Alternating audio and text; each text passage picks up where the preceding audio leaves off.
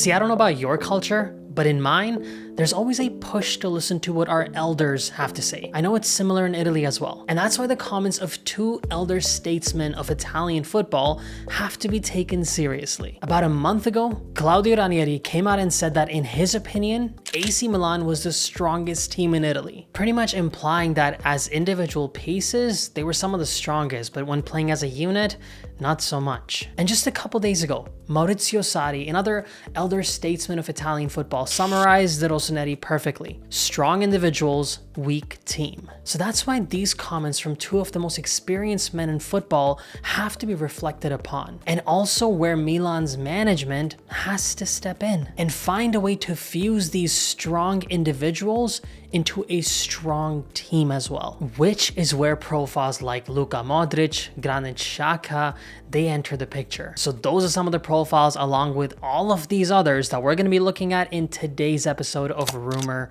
or Real. And there's a brand new segment that I'll be adding to the channel called Vito's Voice. Vito Angeli is the editorial director of MilanReports.com. He's also a journalist that is often featured as an opinionist on Italian TV on the channel Sport Italia. And for the duration of the summer transfer window, we're going to be getting updates directly from Vito in regards to the status and probability of certain players joining the club. So let's kick things off with the first profile of Javi Guerra. A few days ago, the hot name on the block was that of Arden Jeshari. Now suddenly it looks like the price tag that Milan has been quoted for the player is around that 40 million euro mark, and it's just not a price point that Milan's going to match. For that reason, the profile of Javi Guerra has now arguably become the #1 name to replace Tijani Reinders. So let's listen into Vito's update as to how this player, fits into Milan's project more and what is a possibility of him actually arriving. Javi Guerra is a perfect player for the club project. He's young, he has great potential, and he can be bought for a modest price. Moreover, he has the characteristic of the complete midfielder, assist, goal, but also dynamism.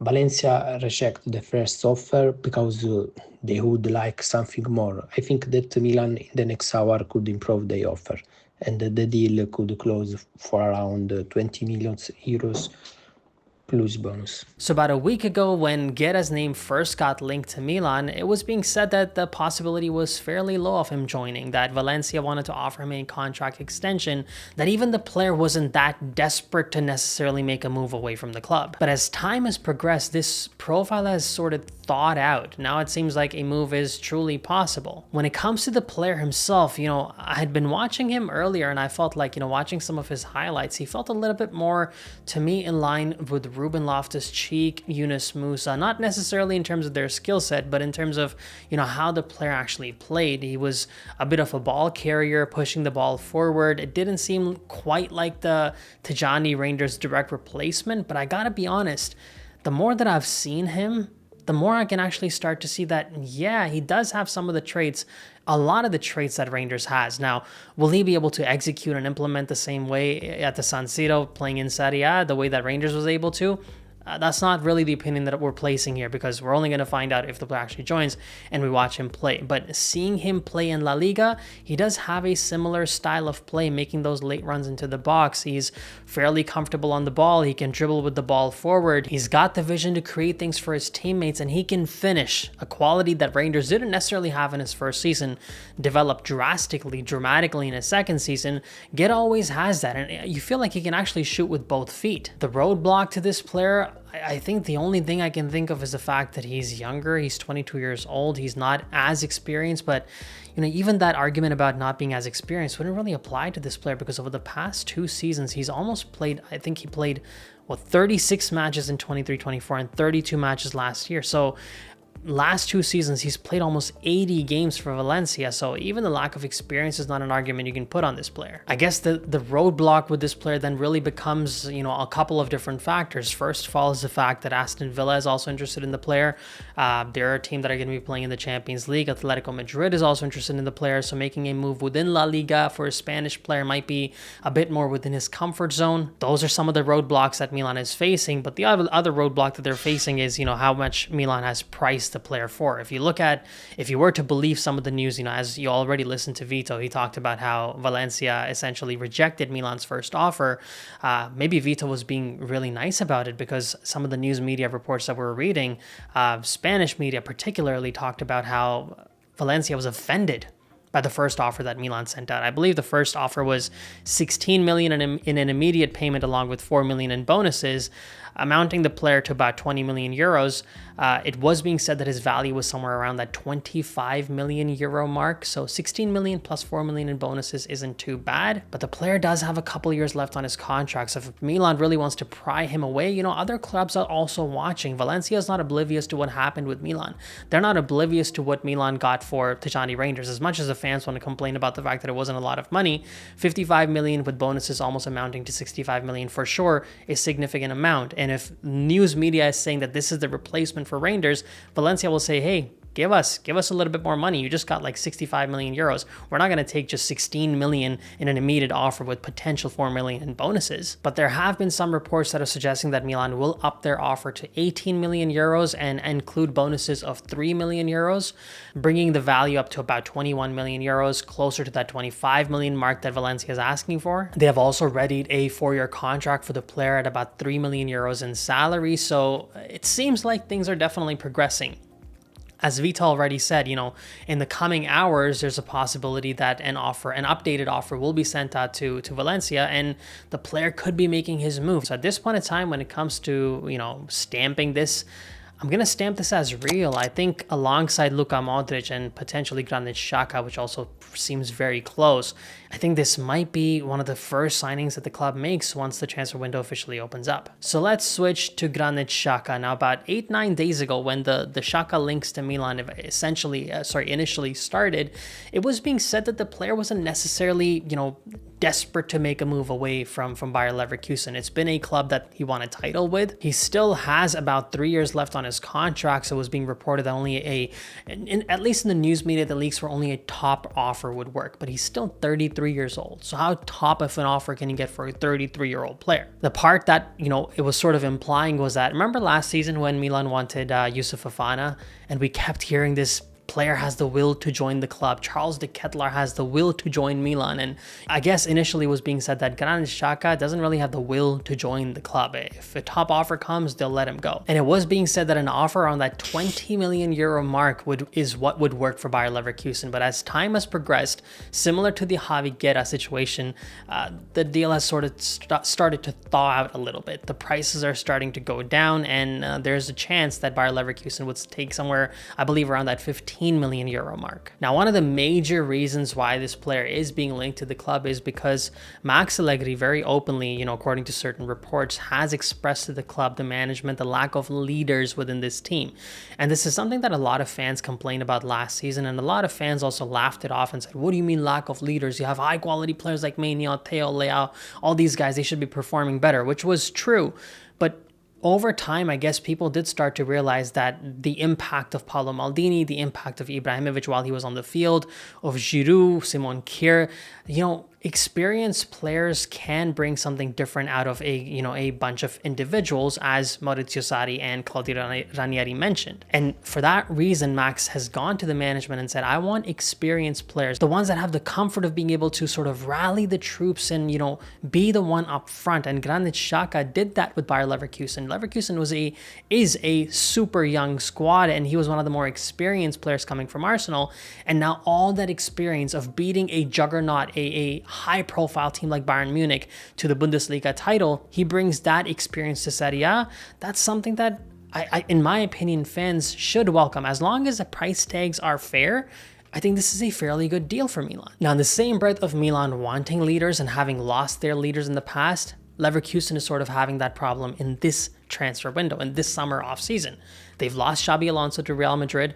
They've lost Frimpong. They've lost Florian Wirtz to Liverpool. Now they'll lose Granit Xhaka as well. They're basically losing their most experienced players to be able to take their team forward. So it's not necessarily an easy deal to pull off. It is being said that their demand is around that 15 million euro mark, and Milan's initial offer is going to be around that 10 million euros. Latest reports from Italy suggested that there was ongoing communication between Granit's entourage and AC Milan, and communication is progressing really well. And the player actually does want to make a move.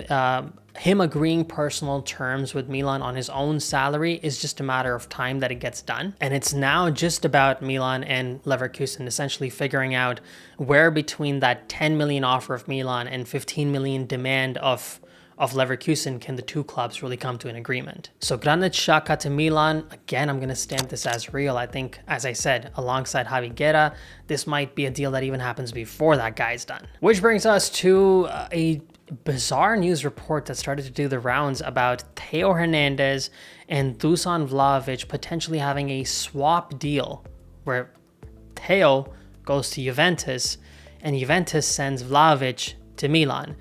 It's not even really an even deal, to be quite honest. Seeing the salary that Theo has and the salary that Dusan Vlahovic demands, this is not even really an even swap. So I'm not even sure how this rumor started about, but let's listen to what Vito has to say about that. I think there is a little chance of seeing any change between Hernandez and Vlahovic. Alpha player evaluation could consider true, but Vlahovic earns 12 million euros. It's impossible for AC Milan to buy this player with this salary. Allegri likes him, but the club would rather trust Giménez than buy a player with a very high salary. Besides, Vlahovic cannot be considered a top player now.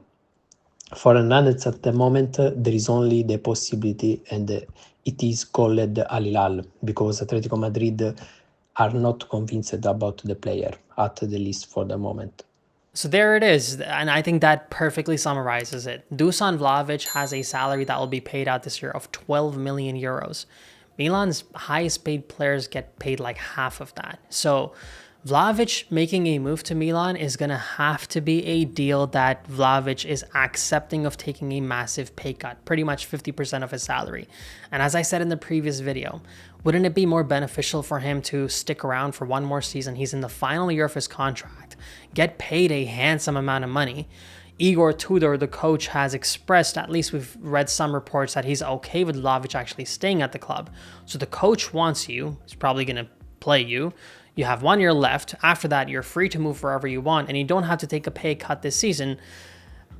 I would think Vlahovic would probably want to stay, but the reports are pretty intense. They are linking Max with a reunion with Vlahovic, repeatedly and consistently. And at the same time, with Theo Hernandez, as Vito already mentioned, Al Hilal is really the only true offers that he has on the table. 30 to 35 million is what Milan would make for that. But the fact that this is a World Cup season tells me that Theo is unlikely to make a move to the Saudi League. I think he's probably still going to wait it out. Keep in mind, guys, the transfer window hasn't even opened up yet.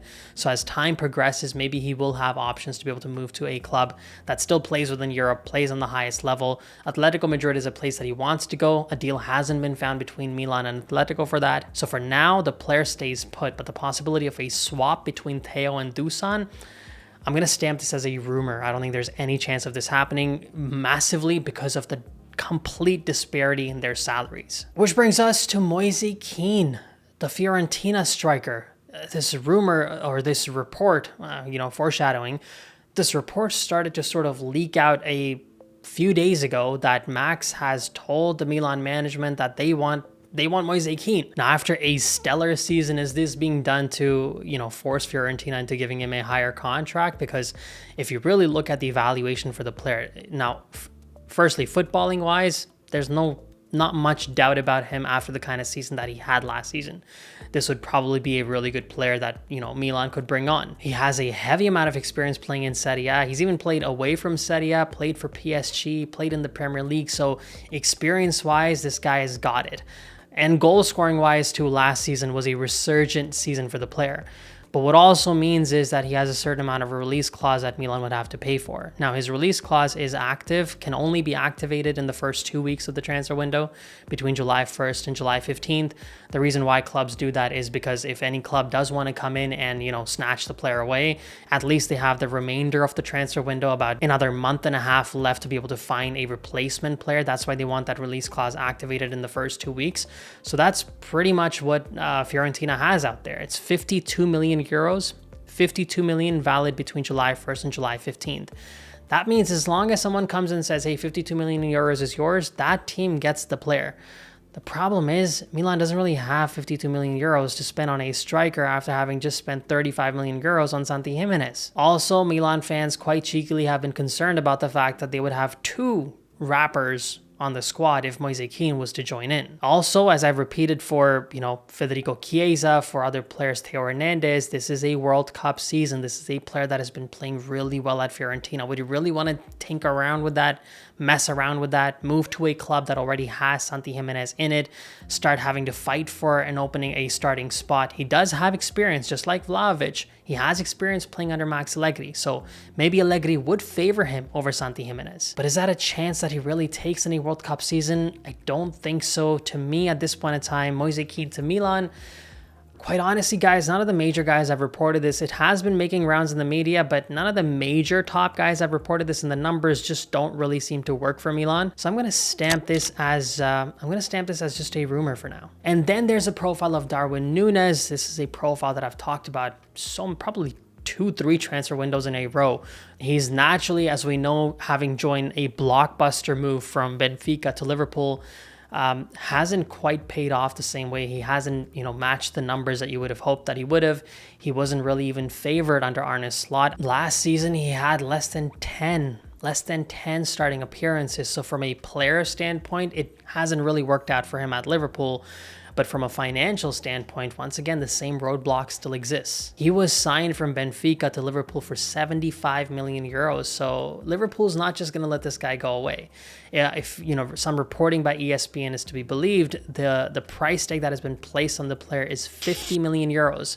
And Antonio Conte's Napoli reportedly are considering at least the player. I'm not sure about that price tag, but they're definitely considering the player. So if you're going to pay 50 million euros, do you want to pay it for a player that you're not even 100% sure will be able to deliver with the kind of season he has been having with Liverpool? Wouldn't you instead put that on Moise Kean? Because it's pretty much the same amount. So just from a financial perspective, the price point that are attached to these players, I don't really think they're going to happen. So Darwin Nunez to Milan, once again, just like Moise Kean, I'm going to stamp this as just a rumor. I think it's possible that the player's name is being linked to different clubs to create that buzz around the player, to generate someone coming in, stepping in and paying a good price point for him. So Liverpool can just wipe their hands clean and move on from this guy. And talking about wiping your hands clean and moving on from a player, Santi Gimenez. Suddenly, Santi Gimenez's future at Milan is under question. I'm not quite sure if this is an overreaction of all the striker profiles like Moise Kean, Vlahovic, Darwin Nunez that are being linked to the club, or if this is a legitimate possibility. Santi came in at a decent price point. Milan is not the kind of club that just signs a player for 35 million euros and just 6 months later just walks away from them. They did it with Charles de Ketelaere, but I believe part of the management believed that just wasn't really their signing. They didn't really want that player anyways. But it's tough to see them do that in Santi's case. But in the same breath, if Max doesn't buy into Gimenez is going to have a tough time with the Rossoneri. Now, I don't think he moves away this summer transfer window. I think Max is going to give him some time and an opportunity to be able to show his talent.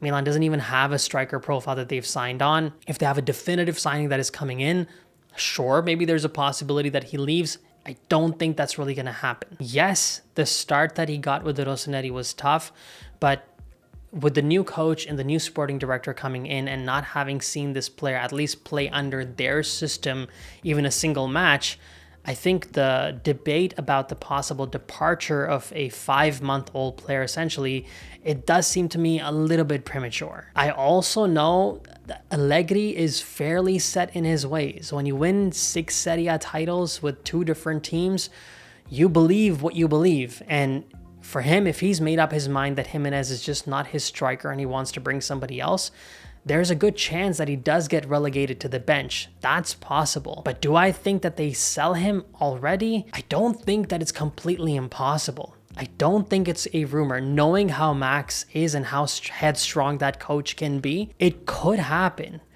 I'm going to stamp it as unlikely, but I won't be completely shocked and stunned if Santi Gimenez was maybe loaned out somewhere else, or if a solid offer for the striker comes about, Milan even considers it. So there you have it, Milan AC. Those are some of the profiles we want to take a look at today. Obviously, as I said in the last video, there's 40 players that have been linked to the club. So Can't cover them all in one video.